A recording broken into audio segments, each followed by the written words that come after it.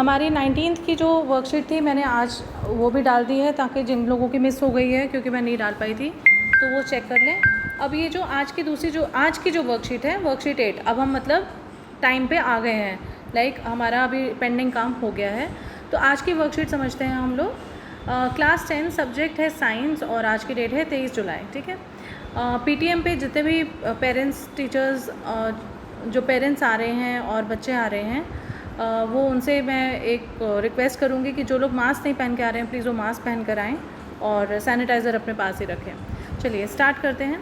धातु और अधातु। धातु आपको मैंने बताया था कि जो तत्व होते हैं, पिछली वर्कशीट में हमने बताया था कि तत्व जो होते हैं वो 2 प्रकार के होते हैं, एक को हम धातु कहते हैं और एक को हम अधातु कहते हैं। कुछ सिंबल्स मैंने आपको बताए थे, जैसे कि आयरन का जो है वो Fe है, कॉपर का Cu है, तो ये आप बच्चों को याद करना है। तो आज हम उनके गुणधर्म पढ़ेंगे, उनकी प्रॉपर्टीज़ पढ़ेंगे। पहली बात ये होती है धात्विक चमक। मैंने आपको जबकि पिछली बार बताई भी थी कुछ प्रॉपर्टीज़ कि जो धातुएँ होती हैं वो ज़्यादा चमक वाली होती हैं, अधातु चमकीली नहीं होती हैं। धातुएँ ज़्यादा कठोर होती हैं, अधातु थोड़ी नरम होती हैं। और जो रूप होता है धातु का वो मोस्टली ठोस रूप में पाया जाता है, लेकिन जो अधातु होती हैं वो ठोस रूप में भी पाई जाती हैं और गैसीय रूप में भी पाई जाती हैं।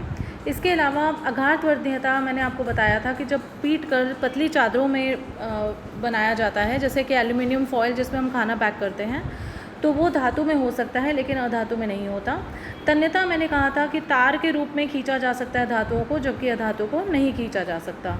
विद्युत और ऊष्मा की बात करें तो जो धातुएं होती हैं वो उनकी सुचालक होती हैं, means they allow the electricity to flow through them, वो इलेक्ट्रिसिटी और हीट को अपने थ्रू जाने देती हैं, ठीक है। और आघात वर्धनीयता को इंग्लिश में मैलेबिलिटी कहते हैं, तन्यता को डक्टिलिटी कहते हैं। रूप जो होता है मतलब उसका क्या कलर है, क्या उसका कैसे कठोर है, ये होता है, ठीक है। और विद्युत और ऊष्मा की सुचालक होती हैं धातुएं और कुचालक होती हैं अधातुएं। और ध्वनिक मतलब खनक जो होती है वो धातु में होती है और अधातु में नहीं होती है। लेकिन आपको एक बात बताना चाहूँगी कि कुछ एक्सेप्शंस भी होती हैं। जो मरकरी होता है जिसको कि हम पारा कहते हैं, वो द्रव्य रूप में पाया जाता है। वो एक ऐसी धातु है जो कि रूम टेम्परेचर पर, मतलब जो कमरे के तापमान पर वो द्रव्य रूप में पाई जाती है, लिक्विड रूप में पाई जाती है। और जो ग्रेफाइट होता है वो विद्युत व ऊष्मा का सुचालक होता है, जबकि वो अधातु है।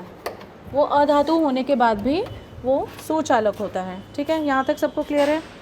उसके बाद है कि थोड़े से क्वेश्चंस हैं कि अपने आसपास की किन्हीं 3 धातुओं का नाम बताइए।